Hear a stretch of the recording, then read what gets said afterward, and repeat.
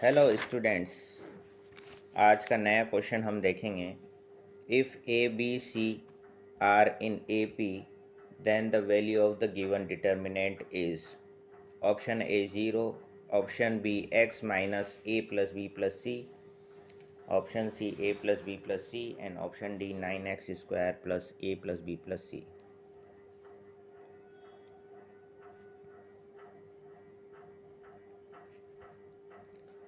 तो जो given determinant है सबसे पहले उसको हमने डेल्टा कंसिडर कर लिया,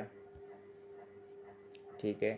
then applying R1 change R1 minus R2 and R2 change R2 minus R3, ये हमने अप्लाई कर दिया। तो यहाँ पर ABC आपके दो हैं, AP में दे रखे हैं, ठीक है। तो सबसे पहले R1 में से R2 को सब्सट्रैक्ट करेंगे, ठीक है। तो इसमें से इसको सब्सट्रैक्ट करेंगे तो -2 मिलेगा। x+3 में से x+5 को सब्सट्रैक्ट करेंगे तो भी -2 मिलेगा। x+a में से x माइनस बी को सब्सट्रैक्ट करेंगे तो a माइनस बी आपको मिल जाएगा, ठीक है। अब इसमें से इसको सब्सट्रैक्ट करेंगे तो -2 मिलेगा, इसमें से इसको सब्सट्रैक्ट करेंगे तो भी -2 मिलेगा, इसमें से इसको सब्सट्रैक्ट करेंगे तो आपको b माइनस सी मिल जाएगा, ठीक है। और थर्ड रो आपकी एज इट इज़ आप लिख दोगे, ठीक है। तो आप सब्सट्रैक्ट करके देखिएगा, ये दो रूल अप्लाई करेंगे तो हमको R1 और R2 ये मिल जाएगी, ठीक है। अब हम जानते हैं कि अगर ABC AP में है, ABC अगर अर्थमेटिक प्रोग्रेशन में है तो A माइनस बी जो है B माइनस सी के इक्वल होगा। कॉमन डिफरेंस जो है वो क्या होना चाहिए, इक्वल होना चाहिए। तो A माइनस बी जो है B माइनस सी के इक्वल होगा। यहाँ पर -2 ये तो सेम ही आ रहा है और ये भी इसके इक्वल हो गया, तो B माइनस सी की जगह मैं A माइनस बी लिख दूँगा। तो ये मैं यहाँ देखूँगा कि रो 1 और रो 2 सेम हो जाएगी। और जब किसी भी डिटर्मिनेंट की रो 1 एंड रो 2 अगर सेम हो जाती है, यानी कि कोई भी दो कॉलम या कोई भी दो रो अगर सेम हो जाती है तो आंसर क्या होता है, ज़ीरो। आंसर क्या होता है, ज़ीरो। तो इसका आंसर आ गया आपका zero. The value of determinant आपको फाइंड आउट करनी है। मल्टीपल चॉइस क्वेश्चन है, 4 ऑप्शन आपको दे रखे हैं। तो सबसे पहले हमने इसको डेल्टा कंसीडर कर लिया जो डिटर्मिनेंट आपको दे रखा है। अब यहाँ पर हम इसके पैटर्न को देखेंगे किस तरीके से ये बना हुआ है। उसको देखने पर हमको ये पता लगा कि अगर R1 में A R1 कर दें, यानी कि पूरी कंप्लीट R1 रो में मैं A का मल्टीप्लाई कर रहा हूँ, R2 रो में मैं B का मल्टीप्लाई कर रहा हूँ और R3 रो में मैं C का मल्टीप्लाई कर रहा हूँ, तो हमको ये मिल जाएगा, ठीक है।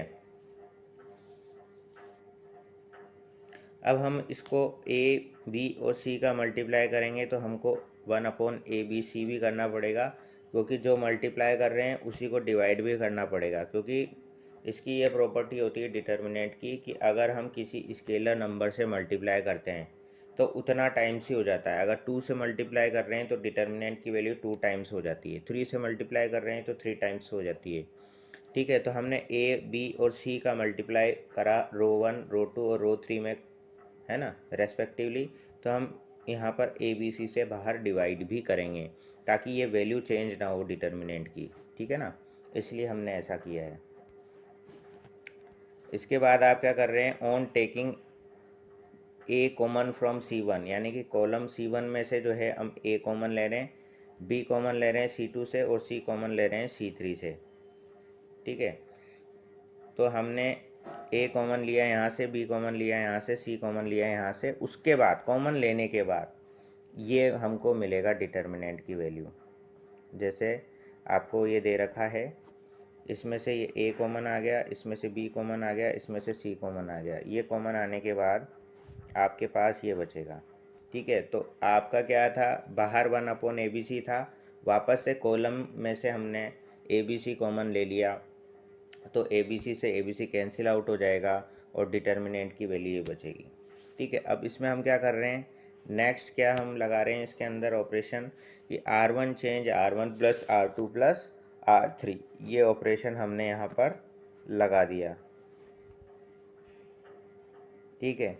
ये ऑपरेशन लगाने के बाद जो है हमारे पास इसको ऐड कर देंगे तीनों को, तो ये क्या बन गया 1+a² + b² + c², इनको ऐड कर देंगे तो ये बन गया 1+a² + b² + c², इनको ऐड कर देंगे तो ये बन गया 1+a² + b² + c²। बाकी की दो रो एज इट इज़ लिख दी हमने।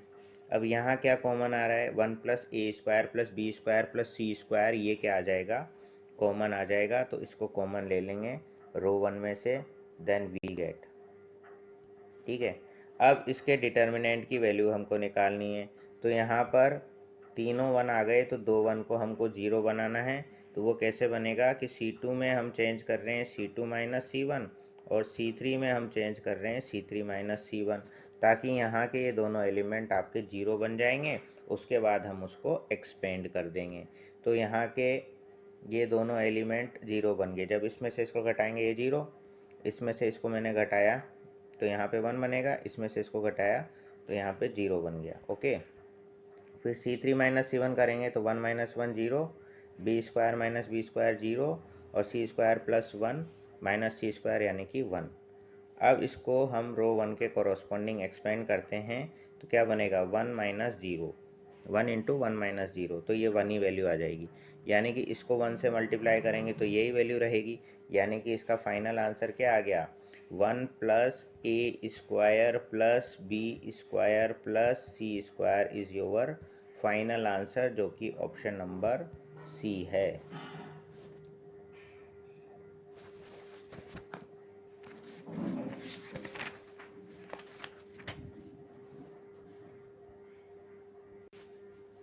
Next question, the solution set of the equation. एक डिटर्मिनेंट दे रखा है, उसकी वैल्यू आपको 0 के इक्वल दे रखी है और हमको x की वैल्यू बतानी है कि x की वैल्यू क्या होगी। मल्टीपल चॉइस क्वेश्चन है, 4 ऑप्शन दे रखे हैं। तो सबसे पहले यहाँ हमने ऑपरेशन लगाया है R3 चेंज R3 - R1 और R2 change R2 - R1 in the row R2। यहाँ पर कॉलम में 3 1 दे रखे हैं, तो हमको 2 1 को 0 बनाना है। जब भी 3 1 कॉलम या रो में दिए हुए रहते हैं तो कोई भी 2 1 को हम 0 बना लेते हैं, फिर उसको एक्सपेंड कर देंगे तो वो इजीली सॉल्व हो जाती है वैल्यू। ठीक है, तो हम यहाँ डायरेक्ट एक्सपेंड ना करते हुए ये ऑपरेशन हम लगा रहे हैं, उसके बाद हम उसको एक्सपेंड करेंगे। तो R2 - R1 करा तो ये 0 आ गया आपके पास, और इसमें से इसको माइनस करेंगे, -2 - 4 करेंगे तो -6 आ जाएगा, और 5 - 20 करेंगे तो -15 आ जाएगा। ठीक है, सिमिलरली जब R3 - R1 करेंगे तो ये 0 आ गया यहाँ पर, और इसमें से इसको माइनस करेंगे तो 2x - 4 आ जाएगा, और इसमें से इसको माइनस करेंगे तो 5x² - 20 आ जाएगा। ठीक है, अब इसके बाद हम इसको एक्सपेंड करेंगे रो 1 के कॉरस्पॉन्डिंग। तो 1 × इसको इससे मल्टीप्लाई करा तो -6 × 5x² - 20 आपके पास आ जाएगा, प्लस भाई अब यहाँ पे क्या होता है फॉर्मूले का माइनस होता है, लेकिन ये माइनस का है इसलिए ये प्लस हो जाएगा, +15 × 2x - 4 ये करा और इक्वल टू आपका क्या हो गया 0 के इक्वल हो गया। ठीक है, बाकी जब हम इसके कॉरस्पॉन्डिंग हम करेंगे तो ये वाली टर्म तो 0 ही बनेगी क्योंकि ये 0 से मल्टीप्लाई हो रहा है। ठीक है, और इसके कॉरस्पॉन्डिंग अगर हम करेंगे 20 के, तो ये वाली भी आपकी क्या बनेगी 0 ही बनेगी, तो वो लिखने की ज़रूरत नहीं है, आगे की दो टर्म तो आपकी 0 ही आएगी। अब इसको हम सिंप्लीफाई कर लेंगे, तो हमने मल्टीप्लाई कर लिया पहले इसको, -30x² - 4 -30x - 2 ये आ गया आपके पास सिंप्लीफाई करने के बाद। और इसको जो है 30 कॉमन लेकर के हमने 0 में कर दिया, तो हमारे पास ये बनेगा x² - 4 -x - 2। अब x² - 4 को क्या लिख सकते हैं x - 2 x + 2 लिख सकते हैं। अब यहाँ से वापस से इस टर्म में से क्या आ जाएगा x - 2 आपका कॉमन आ जाएगा, तो यहाँ पे क्या बचा x + 2 -1 बचा। तो ये आपके फाइनल जो फैक्टर बच रहे हैं वो बच रहे हैं x - 2 x + 1 = 0। तो यहाँ से हमको x की दो वैल्यू मिलेगी 2 और -1, तो -1 और 2 जो है आपका ऑप्शन नंबर बी है। तो option number B is your correct answer for the given question.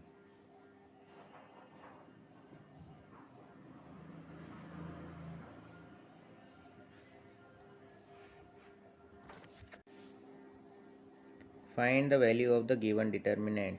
तो सबसे पहले हम यहाँ जो स्क्वायर दे रखा है उसको लिख लेंगे। जैसे 4 स्क्वायर है तो 16 लिख लिया, 3 स्क्वायर है तो 9 लिख लिया, 2 स्क्वायर है तो 4 करके लिख लिया। अब यहाँ रो 1 जो दे रखी है उसमें सारे क्या हैं, 1 हैं, तो इन दो 1 को मेरे को 0 बनाना है। तो वो कैसे बनेंगे, या तो इन दो 1 को 0 बना लो या शुरू के 2 को 0 बना लो, वो आपकी चॉइस है।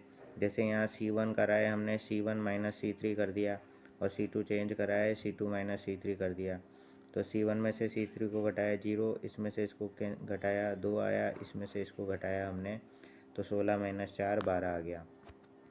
ठीक है, C2 चेंज C2 माइनस 3, इसमें से इसको माइनस करा तो क्या आ गया, 0 आ गया, इसमें से इसको माइनस करा तो 1 आ गया, और इसमें से इसको माइनस करेंगे तो 5 आ जाएगा। ठीक है, और 1 2 4 ये ऐसा कैसे आ गया इस कॉलम में। अब इसको एक्सपेंड कर देंगे हम, तो वैल्यू हमारे पास क्या आ गई, -2। ठीक है, तो इजी क्वेश्चन है, तो आप डायरेक्ट भी एक्सपेंड करके भी निकाल सकते हो। ये ऑपरेशन लगाने से थोड़ी सी कैलकुलेशन आपकी क्या हो जाती है, ईजी हो जाती है। दैट्स वाई हम we are using these operation. ठीक, इफ़ डेल्टा आपको दे रखा है देन डेल्टा की वैल्यू फाइंड आउट करनी है। सेम वही चीज़ यहाँ पे हमको करनी है। अब यहाँ हम देख रहे हैं कि ये है आपका 3/3, यानी कि ऑड ऑर्डर का स्क्यू सिमेट्रिक मैट्रिक्स आपको दिख रहा है यहाँ पर। ठीक है ना, क्योंकि ये यहाँ पर AIJ माइनस AJI के इक्वल दिख रहा है आपको। ठीक है, तो जैसे ये A है तो ये माइनस A है, ये B है तो माइनस B है, ये C है तो ये माइनस C है। ठीक है ना, तो AIJ जो है वो माइनस AJI के इक्वल दिख रहा है। ठीक है, तो जब भी ऑड ऑर्डर का स्क्यू सिमेट्रिक मैट्रिक्स होता है तो उसके डिटर्मिनेंट की वैल्यू 0 होती है, आप डायरेक्ट याद रखें।